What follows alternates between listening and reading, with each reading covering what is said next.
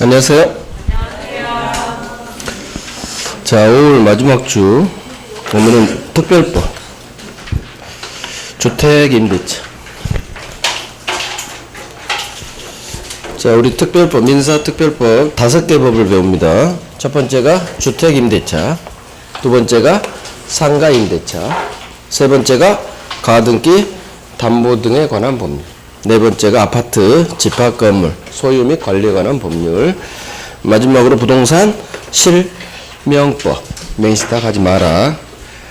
6문제 나와요. 어느 한 법에서 2문제가 나오겠죠. 보통 예전에는 실명법에서 2문제가 굉장히 많이 나왔고, 요즘은 주택에서 2문제가 요즘 많이 나와요. 작년에는 집합건물법이 20년 만에 처음으로 2문제 나왔죠. 20년 만에.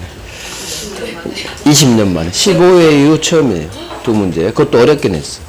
2문제를. 특별법은 6문제 중 2문제는 좀 어렵게 내요. 2문제는. 그래서 한 3문제, 기본 공부하면 3문제 절반 마치고 4문제까지 마치면 되는 거예요. 자, 주택 갑니다.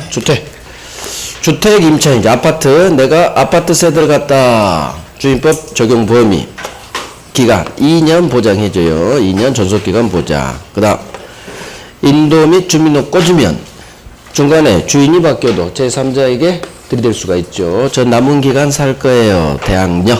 그 다음에 내 전세금이 중요하죠. 보증금, 우선 변제, 최우선 변제권. 그 다음에 등기 명령 제도.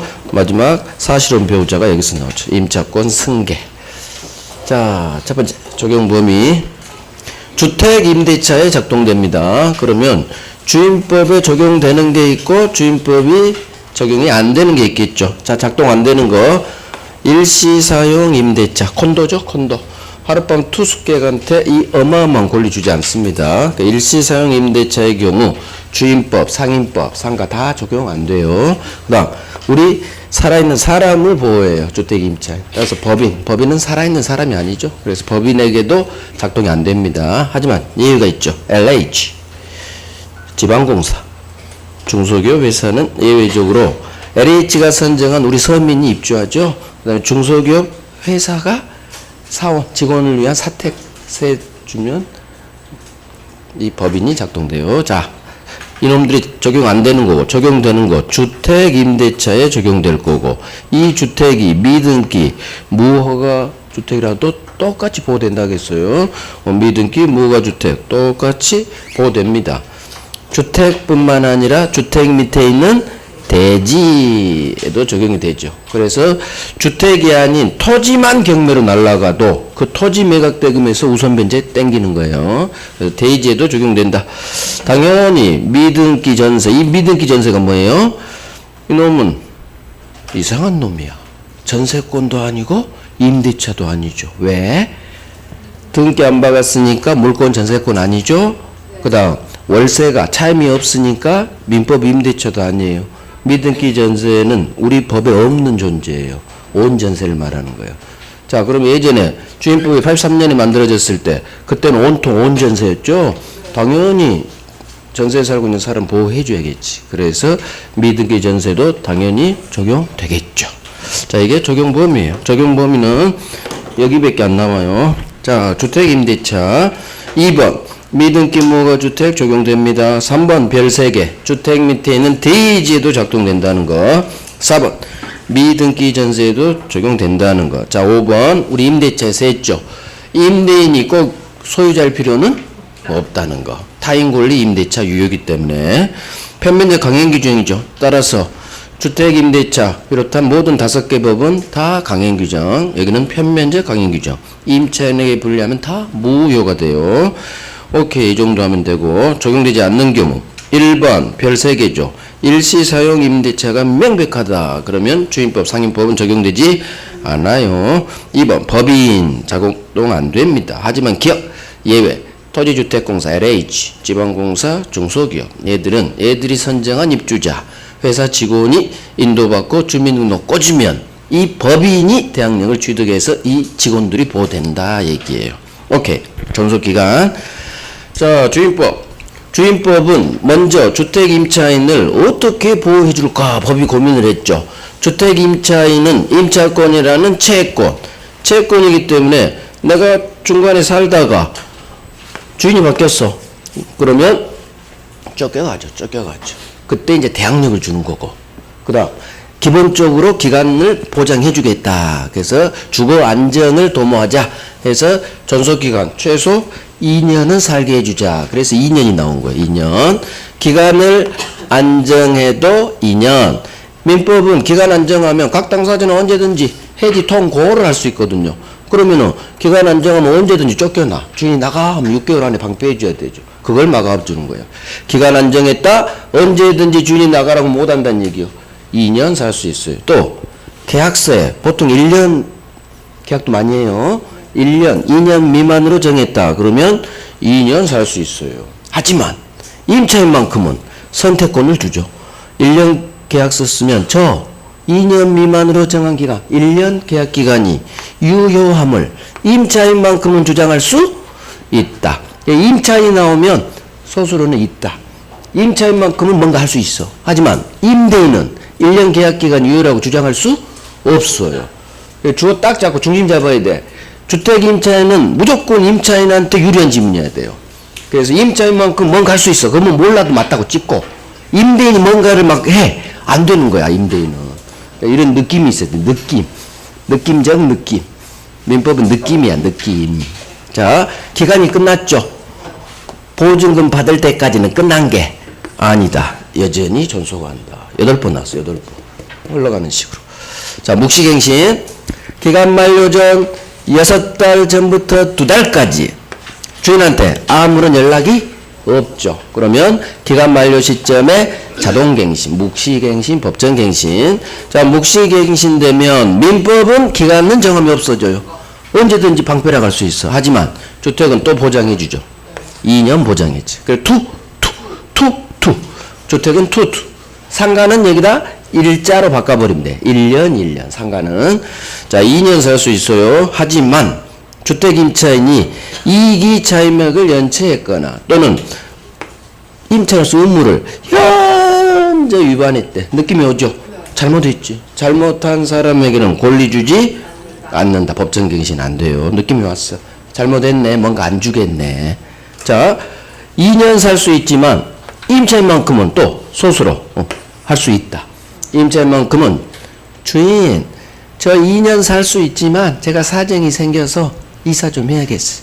그렇게 이사 간다 할 수 있다. 이게 바로 임차인만큼은 언제든지 해지, 통, 고를 할 수 있다. 해지, 통, 고. 법은 또 지라고 만들었죠. 출제료는 고로 막 내버려요. 출제료는. 교수는 법이 잘못 만들어지는 거 아니까. 그래서 법조는 그대로 지로도 나오고 고로도 나오고 똑같은 말이에요. 똑같은 말. 그러면 통, 고가 나왔으니까 바로 해지되는 게 아니라 3개월 후 해지. 3개월. 민법은 임차인이 저 이사 갑니다 하면 한 달이죠? 여기는 3개월이에요. 3개월. 주택하고 상가는 왜 그럴까? 왜 다르게 했을까? 임대차는 보증금 존재가 없어요. 민법 임대차는 보증금 조문이 아예 없다겠죠? 그러니까 임차인이 이사 간다고 하면 바로 지가 방패면 돼. 하면 주택은 보증금이 이제 법조문에 있죠. 보증금 우선 변제권. 그러니까 보증금 존재가 있으니까 세입자가 방패한다고 하면 주인이 보증금 돌려줄 시간이 필요하지. 전세금은 6달 필요하다고 봤죠. 근데 여기는 월세가 섞여 있으니까 보증금은 전세금보다는 좀 작을 거야. 그래서 한 달하고 6달 절반. 3개월. 정확히 과학적으로 만든 달이에요. 과학적이야. 법이 대충 만든 것도 있지만 이렇게 과학적으로 만든 법도 있어요. 그래서 한 달, 6달 중간 3개월이에요. 그래서 상가든 주택이든 임차인이 해지 통고를 하면 3개월이에요. 3개월. 상가도 보증금 존재가 있잖아요. 보증금 우선 변제권. 존속기간은 기본적으로 잘 나오니까 잘하는 거예요. 자, 하나 더 해요. 갱신요구권까지. 자, 주택 임차인이 법정 갱신기간하고 똑같죠. 6달 전부터 2달이에요. 상가는 법정 갱신도 계약 갱신 요구권도 상가는 6달부터 한 달, 주택은 6달부터 2달. 자, 주인, 저 한 번 더 계약기간 연장해 주세요. 갱신 요구권 행사하면 임대인은, 주인은 정당한 이유 없이 이를 거절하지 못한다. 그래서 갱신요구권 행사하면 거절 못하는 거예요. 그래서 갱신되죠. 한 번밖에 못 써요. 1회 한 번. 투예요. 투. 처음 2년 보장되고 갱신요구권 행사해서 또 2년이 보장되죠. 2년. 이것 때문에 여러분들이 중개사 하실 때 안 좋아요. 예전에 2년마다 이사 갔잖아. 요즘 이것 때문에 4년마다 이사가 세입자들이. 그러니까 여러분들이 복비가 안 들어와. 전에 반팅이야, 반팅. 이사가 안 돌아가니까 빨리 개정하기를 바래. 이거 없애버려야 돼. 여러분들 생각에서는 자꾸 이사가 돌아야 수수료를 받을 텐데 최소 이제 4년 살아버려요. 4년. 그러니까 이사가 잘 안 가지. 중개사 입장에서는 안 좋은 법이에요. 이거 중개사 입장에서는 다시 2년 보장된다는 거. 또 하지만 임차인만큼은 언제든지 똑같죠? 해지 통고를 할 수 있고 3개월 후 해지. 법정갱신하고 똑같아요. 자, 원칙 주인은 거절을 못하지만 일정한 경우 갱신요구 거절할 수가 있죠. 상가에서 하고 이걸로 밀어버리면 돼요. 자, 상가하고 차이 나는 점.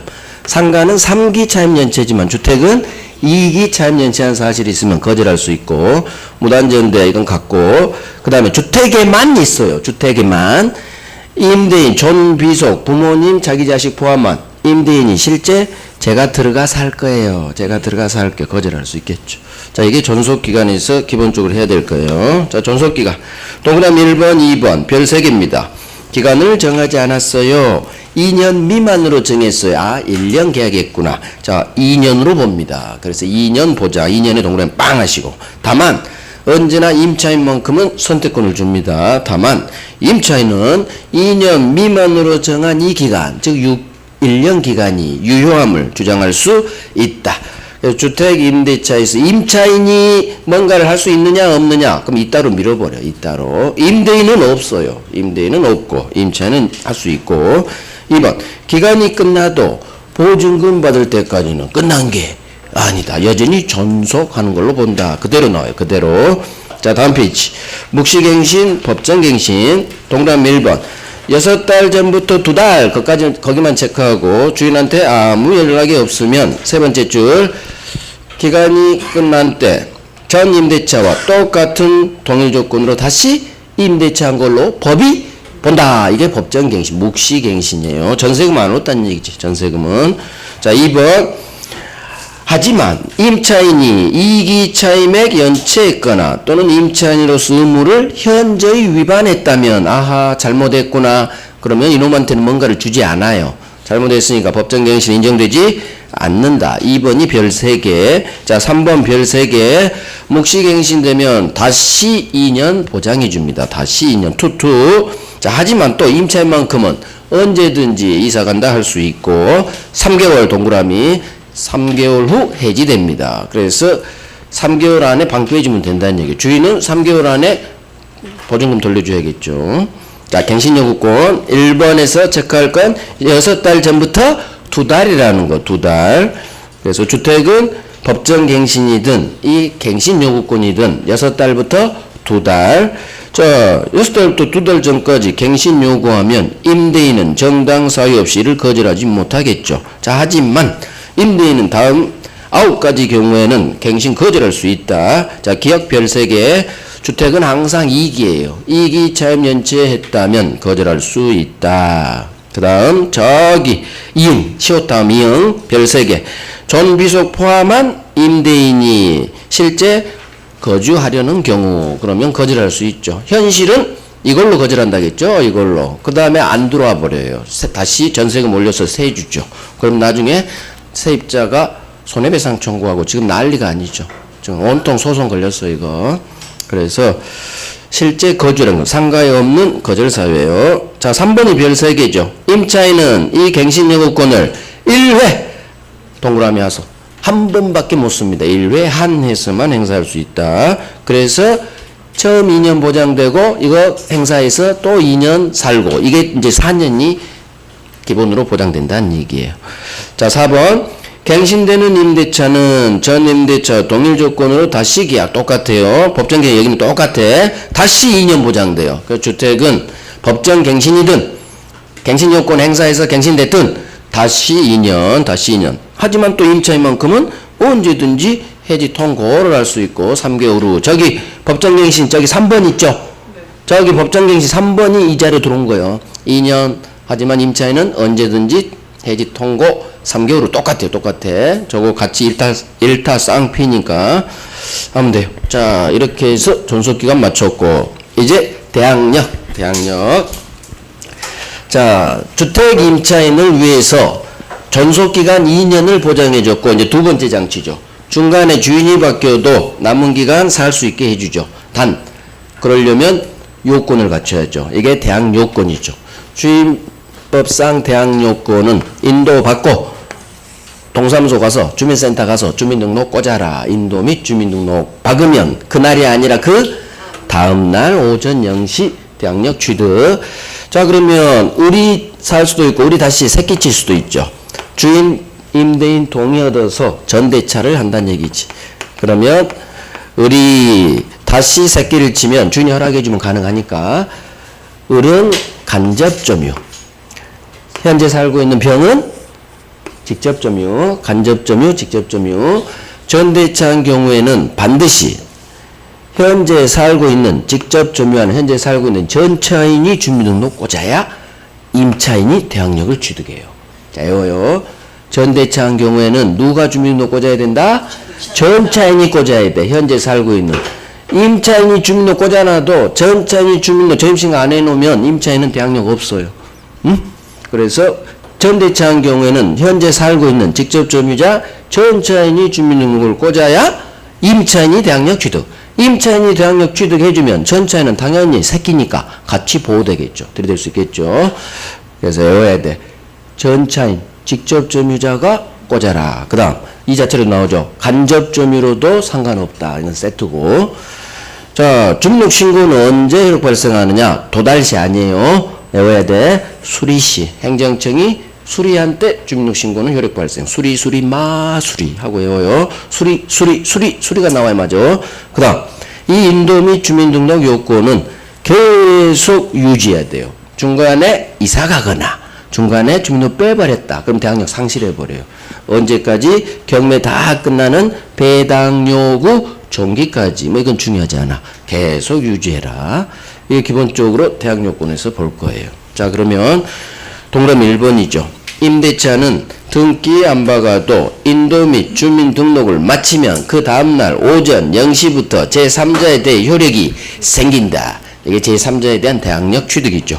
이때 전입신고한 때 주민등록이 된 걸로 본다. 법조문이죠. 자, 기본적으로 인도 주민등록. 인도에서 임차인의 점유는 간접점유 포함하고 2번이 별 3개죠. 2번. 물론 간접점유 저것도 나와요. 항상 세트니까. 자, 임차인이 우리 임대인 승낙거도소 병한테 전대합니다. 전대차. 그 전차인 병이 주택 인도받아 전차인이 주민등록을 박아야지 그 다음날 오전 0시부터 누가 대항력 취득한다? 임차인이 대항력 취득. 그러면 임차인이 대항력 취득하면 새끼인 전차인도 들이댈 수 있겠죠. 같이 보호된다 그 얘기예요. 자, 주민등록 관련해서 판례 몇 개 볼게요. 동그라미 1번 별 3개죠. 주민등록 신고는 주민센터 행정청에 도달한 때가 아니라 행정청이 수리한 때 동그라미 빵하고 수리한 때 효력 발생합니다. 그 다음에 2번 주민등록은 임차인 내 주민등록 꼭 안 봐도 돼요. 같이 살고 있는 공동생활하고 있는 가족, 배우자나 자녀 주민등록 꽂아도 된대요. 그래서 내가 계약했다. 그러면 나는 사정상 주민등록을 안 꽂고 같이 살고 있는 내 배우자 또는 자녀 한 놈만 꽂아놔도 아무 상관없다. 이런 건 중개사 하시면서 기본적으로 알고 계셔야 돼요. 그 다음 3번 다가구 경우에 다가구는 단독주택이거든요. 따라서 주민등록 전입신고할 때 다가구도 호수 있잖아요. 몇 호 살잖아. 201호, 301호. 호수는 필요 없어요. 소유권이 하나니까 집원만 전입신고하면 돼요. 그러니까 다가구는 단독주택이니까 집원만 전입신고하면 된다. 동호수는 전입신고할 때 표시 안 해도 아무 상관 없다. 하지만 전입신고할 때 표시 안 한 사람이 어디 있어요? 몇 호 다 표시하겠지. 근데 법적으로 집원만 기재하면 된다. 외우고. 하지만 기업 다세대의 경우에는 다세대는 공동주택이죠. 호수별로 소유권이 있죠. 그러니까 당연히 집원 신고하고 동호수까지 같이 신고해야 되죠. 그래서 다가구는 단독주택, 집원만 이렇게 오고 다세대는 공동주택. 공동주택이니까 호수별로 소유권이 있으니까 몇 동? 몇 호까지 정확히 전입신고해야 대항력 취득하는 거예요. 자, 4번이 별 3개죠. 점유 및 주민등록, 인도 및 주민등록은 대항력 취득할 때뿐만 아니라 계속 유지해라, 존속해라. 배당 요구 종기까지 계속 존속. 자, 그래서 5번 임차인이 가족 주민등록은 놔두고 혹시 지 등록만 일시적으로 뺐다. 자, 가족은 남겨놨죠? 그러면 괜찮아. 이렇게 올려내요. 가족 한 놈이라도 있으면 괜찮으니까 가족 한 놈이라도 남겨놓으면 지 주민등록 빼도 돼요. 하지만 기억, 임차인이 가족과 함께 잠시나마 다른 곳으로 주민등록 다 뺐대. 다 뺐죠? 다 빼면 무조건 상실. 가족 한 놈이라도 남겨놓으면 상실 안 하고. 이렇게 정리하시고. 자, 6번 별 3개. 그래서 별 3개가 여기는 1번, 4번, 6번이 나오는 거예요. 나머지는 해도 되고 안 해도 된다는 얘기예요. 자, 6번 설명 들어봐요. 내가 유럽 여행 갔어. 가족하고. 2달 후에 왔어. 2달 후에. 근데 주민등록이 말소됐어. 주민센터 직원이 와서 천정 누르고 안 사니까 짜가 세입자인 줄 알고 말소시켰어요. 그러면 내 대항력 상실한다 안 한다? 상실할까 안 할까? 내 의사와 무관하게 주민센터 직원이 잘못 말소한 거지. 와서 보니까 오 뭐야? 상실됩니다. 이상한 판례야. 자, 원칙 거기 봐요. 임차인 내 의사와 무관하게 임차인 주민등록이 행정기관 주민센터에서 직권말소 사유가 아닌데도 직권말소됐지. 자, 이때 임차권은 대항력 상실함이 원칙. 이상하죠? 대법원이 가끔 이렇게 이상한 판결을 때려. 자, 그러니까 대법원이 그래요. 그런 게 어딨어요? 내 잘못 없는데 왜 상실시켜요? 요겠지 대법관한테. 그러니까 대법관이 뭐라는지 알아요? 끝까지 읽어봐. 그래요. 끝까지. 한국말은 끝까지 들어봐. 원칙이래잖아. 그게 기억이에요. 자, 주민등록이 직권말소된 후, 자, 나는 주민센터 갑니다. 요거 한번 해주고, 왜 말소했어요? 요거 한번 해주고, 그럼 주민센터 직원이 뭐라는지 알아요? 죄송해요, 선생님. 하지만 이형 말소됐으니까 주민등록법에 이렇게 이 절차가 있어요. 빨리 서면 하나 작성해줘요. 그래. 그러면 나는 주민등록법에서 정해진 이 절차에 의해서 이의 제기를 하고, 그럼 주민센터가 다시 재등록을 박아주겠죠. 아, 그러면 재등록이 박히면 밑에 주택임차권의 대항력은 말소된 대로 거슬러 올라가. 말소된 대로 소급 처음부터 말소되지 않은 걸로 소급 유지. 따라서 주민등록법 소정 이의 절차에 따라 내가 재등록을 받아야 나는 보호돼. 처음부터 말소되지 않은 걸로 소급표를 두니까. 하지만 애초에 말소 안 된다 해야 되지 않나? 대법원은 판결을. 근데 왜 이렇게 할까? 왜 대법원은 이렇게 어렵게 우리 국민을 힘들게 이의 제기하고 재등록 받게 할까?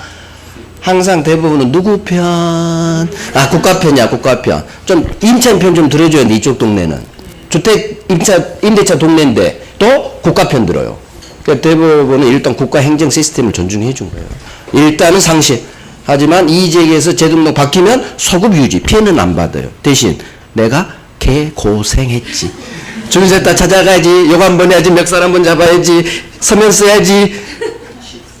개고생하게 만든 대부분 판례죠. 그다음 처음부터 상실 안 돼요. 주민센터 빨리 복구해 주세요. 그렇게 해줘야지 판결을. 국민을 위한 판결이라면. 그래서 왜? 내 잘못 하나도 없잖아. 직권말소 될 사유가 아닌데 지들이 잘못해서 말소시켜버렸는데. 자, 그래서 6번이 헷갈리겠죠? 내 느낌으로 가면 이 경우 말소 대항력 상실 안 하는 게 맞는 것 같은데. 그러니까 내 상식하고 다르니까 외워야 돼요. 행정청에 의해서 내 주민등록이 직권 말소되면 대항력 상실. 대신 내가 이의 제기해서 재등록 박으면 소급 유지. 이렇게 이걸 딱 정확히 외워놔요. 같이 나와. 6번하고 기억 별 3개에서 정확히 외워놔. 이거 딱 장난쳐버리면 내가 함정이 넘어가 버려요. 자, 이제 대항력의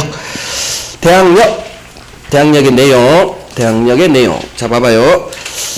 여기서 아주 중요한 판례가 나오죠. 내가 인도 및 주민등록이라는 대학 요건을 갖췄다면 내가 2년으로 새 살고 있는데 중간에 집주인이 병한테 아파트를 팔았어. 그러면 병은 주택, 임차주택, 양수인. 원래 나는 임차권이라는 채권자니까 이게 없었다면 나는 쫓겨가는 거예요. 임차권에 힘이 없어.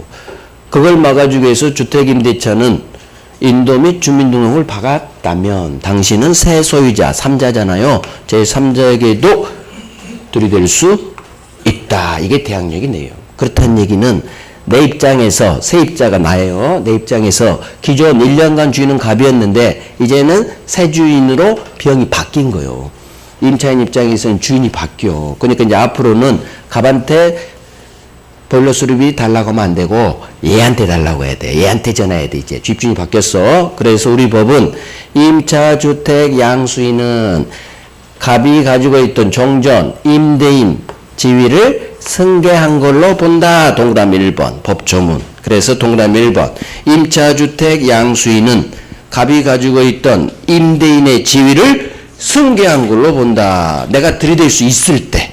만약에 내가 대항할 수가 없어. 그러면 나는 중간에 쫓겨가죠? 그럼 이 사람은 임대인지를 승계하지 않는다. 그렇게 나오는 거예요. 이따 한번 나와요. 내가 대항할 수 있으면 주택 양수인은 임대인 지위를 그대로 승계해.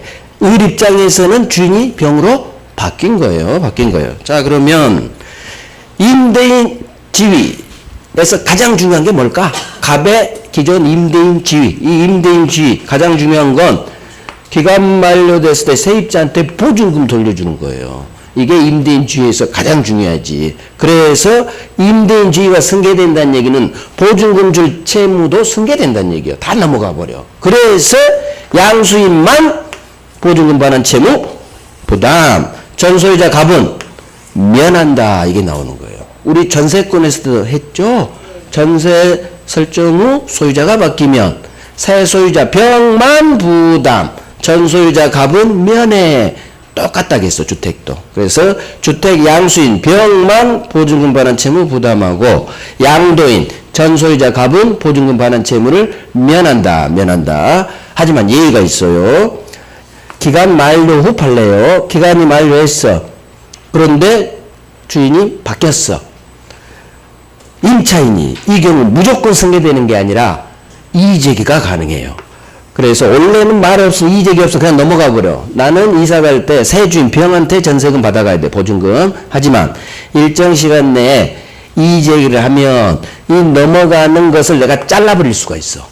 안 넘어가게 해요. 따라서 을은 여전히 갑한테 보증금 주세요 할 수 있고 얘 보증금 반환 채무는 소멸하지 않는다. 원래는 면에서 소멸하죠. 근데 이의제기하면 양도인 갑의 을에 대한 보증금 반환 채무는 소멸하지 않는다. 대부분 판례예요. 그게 2번하고 기억이에요. 자, 2번 별 3개. 임차인이 대항력을 갖춘 후 임대인 갑이 소유권을 양도. 그럼 갑이 병한테 아파트 팔았어요. 이 주택 양수인 병이 임대인 갑의 지위를 승계하기 때문에 자 이걸 외우는 거예요. 주택 양수인만 보증금 반환 채무 부담. 병만 부담. 전소유자 양도인 갑은 면한다. 전세권하고 똑같아요. 양도인은 보증금 반환 채무 면한다. 하지만 기억 예외 있죠. 기간 만료로 종료된 상태에서 임차주택이 병한테 양도됐어요. 자, 임차인들은 이 양도 사실을 안때로부터 상당 기간 내에 이의를 제기함으로써 갑에게서 병으로 넘어가는 이 임대차 관계의 구속에서 벗어날 수 있다. 질문 하나. 여기까지 질문 하나. 이의제기에서 넘어가는 이 구속에서 벗어날 수 있다. 맞는 지문. 또 지문 두 번째. 이와 같이 이의제기를 하면 양도인 갑의 임차인 을에 대한 보증금 반환 채무는 소멸하지 않는다. 지문 둘. 이렇게 지문이 2개가 나와요. 이 판례에서. 그래서 어렵지 않아. 이의제기하면 안 넘어가. 임대인지 안 넘어가. 안 넘어가니까 갑의 보증금 반환 채무는 소멸하지 않겠죠. 면하지 못한다. 그 말과 같은 말이에요. 그래서 이게 꽤 잘 나오고 그 다음 뭘 보느냐. 자 4번 봐봐요. 동그라미 4번. 대항력 갖춘 임차인의 보증금 반환 채권이 지채권자한테 감유됐어. 이 상태에서 주택이 병한테 넘어갔어. 그럼 임차주택 양수인은 채권 가압류에 3채무자 지위를 승계한다. 자, 이 지문이 떴어요. 자, 뭔 말인지 하나도 몰라. 하지만 찍을 수 있어. 어떻게 찍을 거요? 임차주택 양수인은 뭔 지위를 승계하느냐 승계하지 않느냐 싸움이겠죠? 민법은 소수로 싸움이니까 이따부터 싸움이니까. 그러면 승계한다로 찍을 거요? 승계하지 않는다로 찍을 거요? 승계한다로 제발 찍어. 주택 양수인은 저기 1번에서 임대인 지위 승계하죠? 그러면 3채무자가 뭔 소리인지를 나 몰라. 하지만 3채무자 지위도 양수인 병은 승계하겠지. 이렇게 같이 밀어버리면 이거 그냥 해결돼요. 그래서 채권 가압류에서 나오는 말이 제3채무자예요. 자, 설명 잠깐 해볼게. 을이 A라는 놈한테 돈 1억을 빌렸어요. 채권자. 그러면 을은 돈을 갚아야 되는데 돈을 못 갚으면 항상 채권자는 얘가 채무자죠. 을 A사에서는 A가 돈 빌려준 채권자. 얘는 1억 갚아야 할 채무자.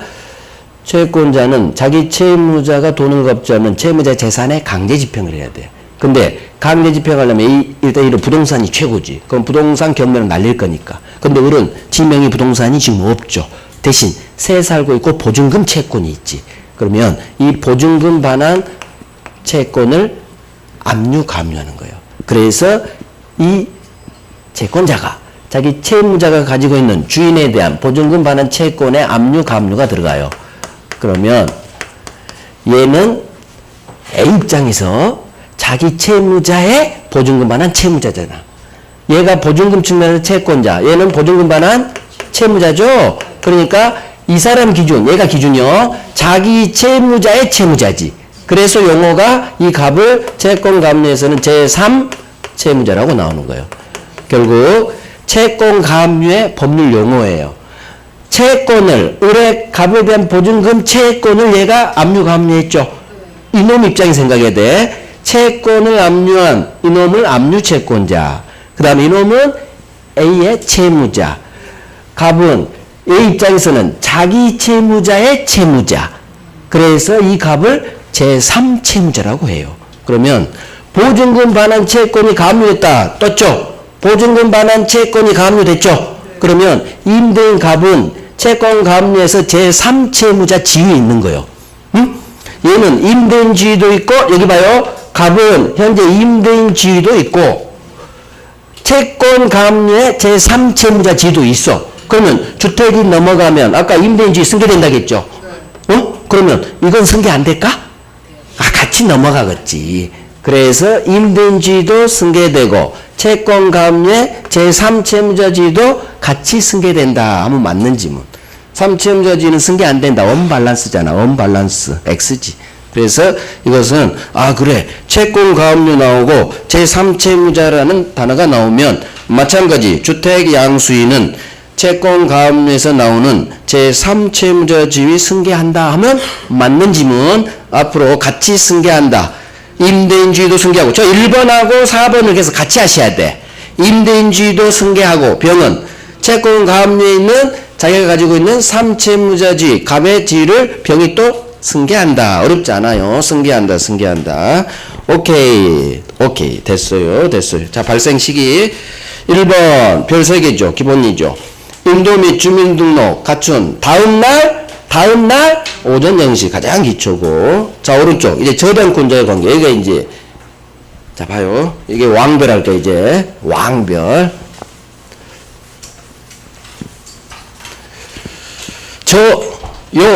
저조. 내가 저당권이 박혀 있는 아파트에 새 들어왔죠. 그럼 나는 이 생각을 해야 돼. 아하, 주인이 담보대출을 못 갚으면 나는 경매로 날아갈 거고, 나는 이미 저당권이 있는데 들어왔으니까 중간에 쫓겨가겠구나 생각해야 돼요. 이게 저용이죠. 진짜 쫓겨가. 저용. 경매로 임차권은 소멸. 경락인에게 대항할 수 없다. 저용. 이제 하나가 더 생기죠. 내가 새 들어갔는데 그 후 담보대출 값이 또 일으켜서 저가 나왔어요. 그러면 항상 2번이 경매치입니다. 자, 채권이 1억. 내 보증금 3억. 그 상태에서 2번 담보대출 또 1억. 주인이 담보대출 1억, 2억 일으켰고 나한테 줄 보증금 반환 채무 3억. 총 5억의 채무가 있어요. 2번이 항상 경매치입니다. 경매로 날라갔어. 4억에 낙찰됐어. 그러면 내가 인도미 주민록 플러스 확정일자를 박아놨다면 같이 할 거예요. 항상 같이 나오니까. 그러면 인도미 주민록 들이댈 수 있고 대항력 취득 확정일자 박았으면 보증금에 대한 우선 변제권도 취득했어요. 그러면 나는 저용저의 경우 빨리 나는 후빠니까 경매로 소멸 후빠니까 경락인에게 대항할 수 없다. 쫓겨갑니다. 하지만 보증금만큼은 챙기고 가야지. 그럴 때 보증금 배당 순서대로 4억에서 1번이 가장 먼저 가져가고 그 다음 임차인의 보증금 3억 여기로 가고 그러면 1억 3억 아이고 한 푼도 안 남았네? 경매친 이놈은 한 푼도 배당 못 받아요. 헛수고한 거지. 이와 같이 배당은 순서대로. 이게 한 문제짜리예요. 한 문제짜리. 응? 한 문제짜리. 우리 엊그저께 팔레트 강사했어. 사레트가 왜 전혀 처음 들어본 것처럼. 호빠니까 소멸. 호빠니까 대항할 수 없다. 배당은 순서대로. 그래서 을이 이놈을 제낀다. X. 이놈이 을 제낀다. X. 이렇게 우리 기출이 계속 나왔죠. 밑에 놈이 윗놈을 제끼지 못해. 우선 변제는 순서대로니까. 그래서 항상 이놈이 가장 먼저. 그 다음 순서대로. 자, 하나가 남았죠. 대항할 수 없을 때는 이 경락인은 갑이 가지고 있던 임대인 지위를 승계하지 않는다로 끝나야 돼. 자, 아까 대항할 수 있을 때 임대인 지위를 승계한다고 돼 있었죠. 대항력이 있을 때만 승계. 왜? 을 입장에서 주인이 바뀐 거니까 승계해야지. 하지만 대항할 수 없다는 얘기는 세입자는 이사 가야 돼. 따라서 새 주인, 경락인은 내 주인이 될 수가 없지. 난 방 빼야 되니까. 그래서 임대인 지위를 승계하지 않는다로 끝나는 거예요. 자, 그러면 경락인이 임대인 지위를 승계하느냐 승계하지 않느냐 지문이 뜨면 단순하게 해결합니다. 대항할 수 없죠. 같이 부정으로 끝나. 대항할 수 있으면 승계한다. 대항할 수 없으면 승계하지 않는다. 항상 민법은 논리 과목이라겠죠. 이렇게 중간이 5가 나면 5, 중간이 없으면 없어. 그러니까 이런 식으로 대항할 수 없으면 승계하잖아요. 이게 바로 한 문제짜리. 그래서 사람이 5놈 나온다고 했어. 갑을 1번이 병, 그 다음 내 밑에 놈이 적, 그 다음에 경락이는 무로 나와요. 그러면 갑을 중심 딱 잡아놓고 임차인은 제가 동그라미 빵 하고 앞에 놈 배치, 후순위 배치, 경락은 여기다 그림대로 무 배치 시키시고 나는 호빠니까 소멸, 호빠니까 대항할 수 없다. 이게 정답 지문. 경락이는 나 들이댈 수 없으니까 임대인 지위를 승계하지 않는다. 그럼 배당은 순서대로.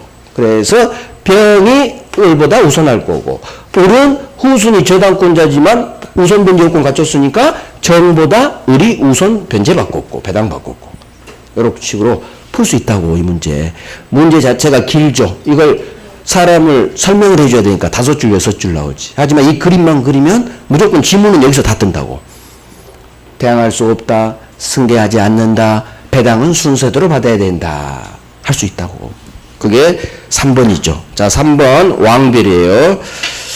1번 저당권, 대항력 있는 임차인. 2번 저당권. 그럼 빨리 저용저. 자, 2번이 경매치입니다. 그럼 빨리 저용저니까 나는 후빠니까 소멸, 후빠니까 경락인에게 대항할 수 없다. 이놈이 정답 지문이라고. 대항할 수 없다.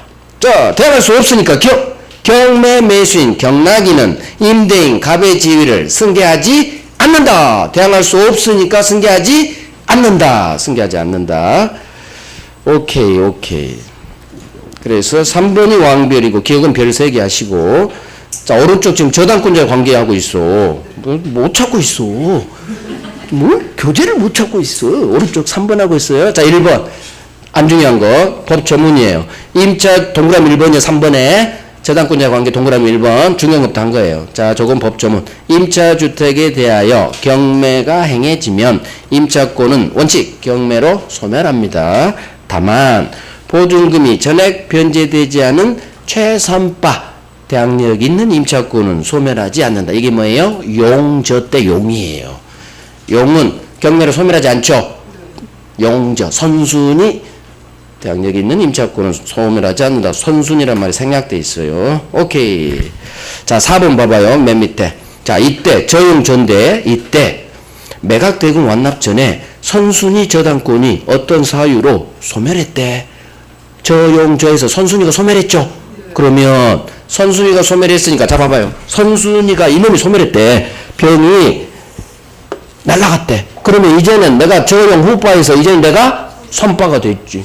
선순위가 죽었으니까 순위 승진해왔지. 따라서 나는 선바가 됐으니까 소멸하지 않아요. 경락인에게 이제는 들이댈 수 있다.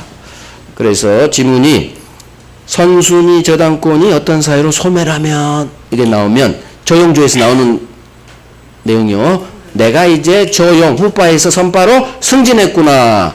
선바가 됐으니까 소멸하지 않을 거고 경락인에게 대항할 수 있다. 여기까지 별 3개. 그래서 이 저용조 사례 문제 4번도 같이 나온다는 얘기요. 나올 때도 있고 안 나올 때도 있고 여기서 나와요. 자, 이제 보증금 우선 변제 최우선 변제. 자, 봐봐요. 첫 번째 볼게 경매 신청 시 주택 인도하지 않아도 경매는 시작된다에 관한 우리 법 조문이죠. 집행 개시효권 완화. 자, 우리 보증금을 받고 이사를 가야 되는데 주인이 보증금을 안 주지. 그럼 항상 보증금 측면에서는 채권자, 얘는 보증금 줘야 될 채무자예요. 그러면 항상 돈 받을 보증금 3억이야. 3억 받을 채권자가 채권을 못 받으면 상대방 채무자 재산에 강제 집행 들어가는 거예요. 자, 주택 임차인에게 경매권을 안 줬습니다. 전세권자 같으면 전세금 안 주면 바로 다음날 경매 들어와 버려요. 바로. 그래서 현실에서 전세권을 안 준 이유가 경매권 때문에 안 줘요. 전세금 하루 늦추면 그 다음날 법원에서 경매 날라간다고 전화와. 바로 경매 신청이 가능하거든. 하지만 주택 임차인에게는 물권 전세권자만큼의 보호를 많이 해줬죠. 오히려 더 좋아요. 전세권보다. 존속기간 보장해주죠. 보증 우선 변제 뭐 그렇게 다 줬죠. 최우선 변제권도 줬죠. 임차권 등기 명령 그런 제도도 막 줬죠. 하지만 경매권만큼 안 줘요. 주택 임차인에게 경매권을 준다. 왔다지. 최고지. 주택 임차인 가장 보안 확실한 방법. 경매권이야. 왜? 무슨 수를 쓰더라도 보증금은 줘야 돼. 바로 날라가 버리니까. 근데 이것만큼은 국회에서 안 줘요. 왜? 절반은 임대인이잖아. 우리나라 국민. 국회가 폭파당해. 그래서 임차인에게 경매권 안 줬어. 자, 그럼 보증금 못 받을 때 임차인은 어떻게 되느냐? 일단 소송을 걸어야 돼요. 경매 치려면. 소송을 걸어서 판결문을 받아야 돼. 이 판결문을 갖고 와야 경매가 시작돼요. 이걸 집행, 강제 집행 권원이라고 그래요. 자, 보증금 반환 청구 소송 겁니다. 이기겠죠? 판결문 갖고 경매 칩니다. 자, 민사집행법에서는 쌍무계약, 보증금 주고 목적물 주고 이와 같은 쌍무계약, 임대차 같은 쌍무계약에서 경매 치려면 반대채무 이행 제공해줘야 경매를 시작해줘요. 민사집행법. 그런데 주택에서도 그 규정을 그대로 작동시키면 주택을 인도해야 되거든. 그러면 큰일 나버려. 보증금 우선 변제권이 대항력권 상실하면 같이 날아가 버려요. 그러니까 그 민사집행법 규정을 그대로 작동시키면 안 된다는 얘기지. 그래서 특칙을 해놓은 거예요. 주임법에서. 그래서 경매 칠 때 민사집행법 규정과 다르게 반대채무인 주택인도 반대채무 이행 또는 이행 제공을 강제집행 시작요건, 경매 시작요건으로 하지 않는다. 집행 개시. 이 집행 개시가 경매 개시예요. 경매 개시, 집행 개시 요건으로 하지 않는다. 그래서 주택을 넘겨주지 않아도 경매가 시작된다 그 말이에요. 자, 그러면 이걸 그대로 외우시라는 얘기야.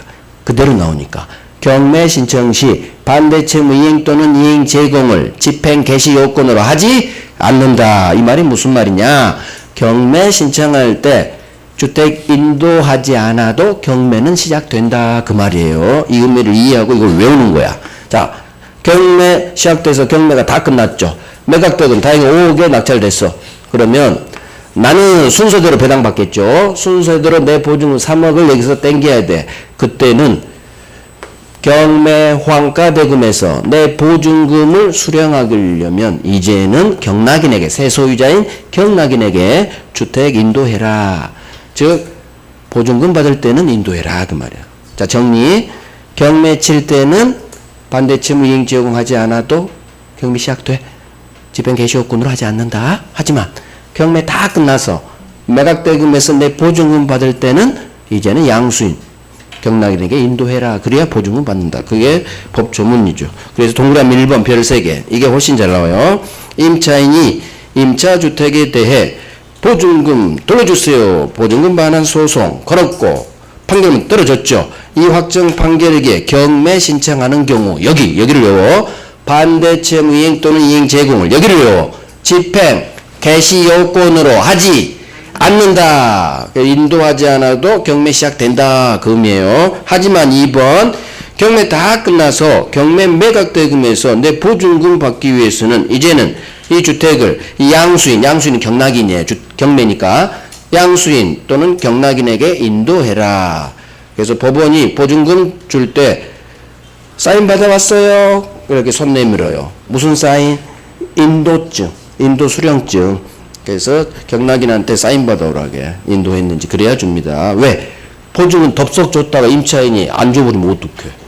그래서 먼저 넘겨주란 얘기야. 법원은 절대 보증금 안 떼어먹으니까 안심하고 키 넘겨주고 오란 얘기요. 법원 안 떼어먹는다고. 그거예요. 먼저 인도해줘라.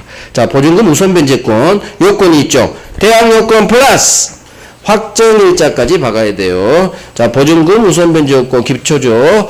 대항 요건 인도 플러스 주민등록 받고 거기다가 임대차 계약서에 확정일자까지 박아야지 보증금 우선 변제권을 취득합니다. 그래서 동그라미 1번 별 3개.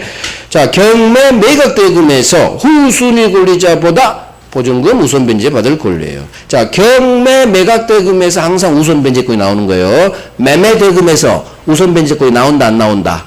안 나와. 경매 대가에서 우선 변제 받는 거예요. 선순위는 못 제껴요. 후순위만 제낀다는 얘기예요. 자, 발생 시기 동그라미 1번. 우선 변제권 발생 시기는 당연히 대항 요건, 인도 플러스 주민등록, 계약서 확정일자 이걸 모두 갖춘 때겠죠. 두 가지 모두 갖췄을 때. 자, 기업 순서가 있을 수 있지. 확정일자를 인도 및 주민등록일 전에 갖췄대. 그러면 확정일자 먼저 받고 며칠 후 인도 및 주민등록 받았다는 얘기죠. 그러면 언제 우선 변제권 취득하느냐. 뒷놈이 인도 및 주민등록이면 그 다음날 취득이에요. 뒷놈이.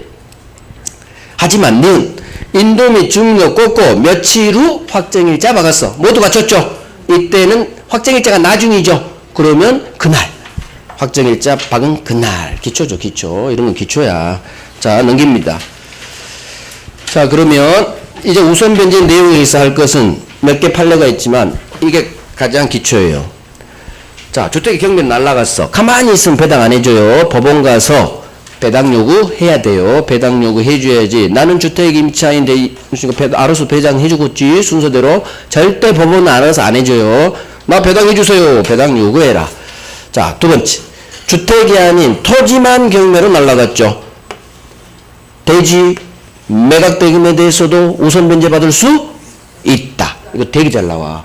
토지만 경매로 날라가도 주택이 아닌 토지 매각대금에 대해서 받을 수 있어요. 설사 중간에 주인이 토지를 팔아서 토지 건물 소유자가 달라져도 남의 땅 주인 땅 아니어도 상관없어. 처음에 갖다 따면 그게 어디 있느냐.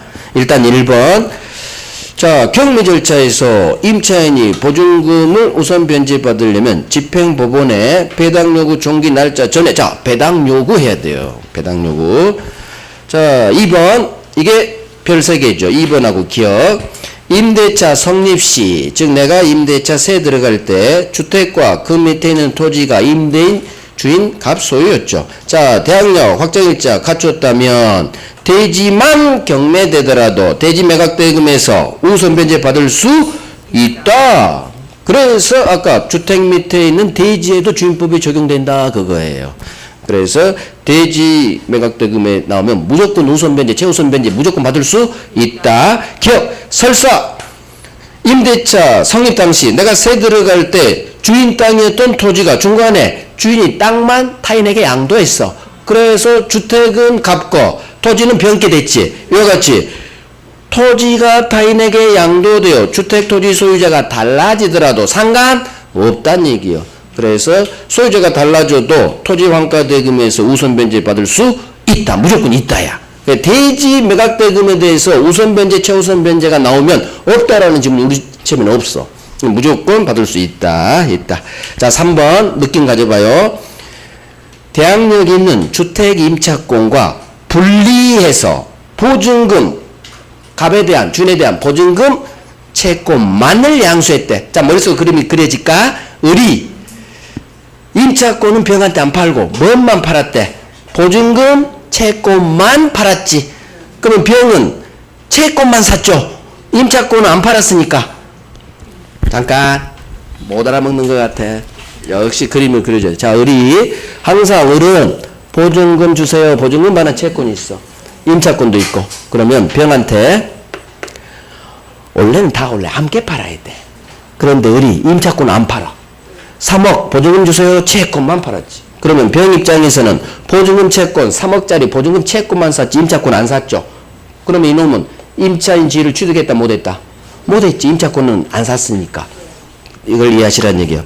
보증금 채권만 너는 샀구나. 따라서 혹시 주택의 경매로 날아갈 때 우선 변제권자 지위에서 당신은 병은 우선 변제권 행사할 수는 없다. 맞는 지문. 느낌이 왔어. 이놈은 채권만 샀지 임차권 안 샀죠?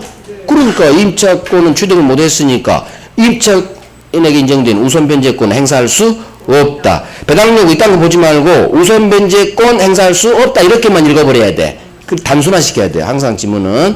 그래서 너는 채권만, 그 만의 동그라미. 여기 범죄적은 채권만, 임차권 분리 밑줄. 너는 채권만 샀지 임차권 안 샀구나. 그러면 너는 임차인 지위를 취득 못했겠구나. 따라서 임차인 지위에서 발생하는 우선 변제권을 행사할 수 없겠구나. 이렇게 하는 거예요. 오케이. 보증금 중 일정액의 최우선 변제권. 이게 바로 소액 임차인, 소액 보증금이죠. 자, 한번 봐봐요. 여기까지만 하고 쉬어야 되나? 여기까지 하고 쉴게요. 선순위 저당권 1억이 있는 집에 내가 새 들어왔죠. 내 보증금은 1억. 자, 주인이 담보대출을 못 갚아서 경매로 날아가 버렸어. 낙찰대금이 1억이야. 아이고, 나는 큰일 났네. 선순위가 먼저 배당받아요. 나는 한 푼도 못 받아. 길거리에 그냥 쫓겨가요. 자, 왜? 대항할 수 없으니까. 길거리에 쫓겨가고 보증금도 한 푼도 못 챙기지. 이런 세입자를 위해 법이 하나 나왔죠. 당신 서울기준 전세금이 1억 6,500 이하 1억이었네. 소액 임차인 요건 갖췄죠. 소액 보증금. 그렇다면 5,500만 원만큼은 무조건 챙겨드릴게요. 은행한테 저희가 다 얘기해놨어요. 은행 너 양보해. 국가가 도둑놈이야. 그래서 은행한테 원래는 1억 가야 되는데 5,500만 원이 무조건 임차인한테 가요. 선순위도 제껴. 5,500원. 이게 보다 보증금 중 일정액의 최우선 변제권이에요. 무조건 낙찰대금에서 최우선 변제 요건 갖췄으면 무조건 배당해줘요. 주택 임차인에게. 서울기준 뭐 민법이나 상관없어. 5,500만 원 받고 길거리에 나앉지는 마라 그거예요. 자, 그러면 최우선제 받으려면 요건을 갖춰야겠죠? 그대로요. 경매 신청 등기가 되기 전에 뭘 갖춰라? 대항 요건을 갖춰놔야 돼요. 인도 및 주민등록. 그래서 경매 신청 등기 전에 대항 요건을 갖췄다면 최우선 변제권 취득합니다. 자, 대항 요건만 갖추면 되지. 임대차 계약서에 확정일자까지는 박을 필요가 없다는 거. 이게 나와. 확정일자는 안 박아도 돼요. 확정일자는 우선 변제 요건이지 최우선 변제 요건은 아니거든요. 자, 그래서 요건 1번 경매 신청, 등기. 이 등기는 경매, 개시결정, 기입등기를 말해요. 경매, 등기 전에 대항 요건을 갖춘 임차인은 주택이 경매로 날아간 경우 경매 환가대금에서 보증금 중 일정액을 모든 다른 담보물권자보다 선순위까지 제껴요. 그래서 모든 다른 물권자보다 지보증금 우선 변제받을 권리가 있다. 이게 보증금 중 일정액 최우선 변제권이에요. 자, 그러면 기억 별 3개죠.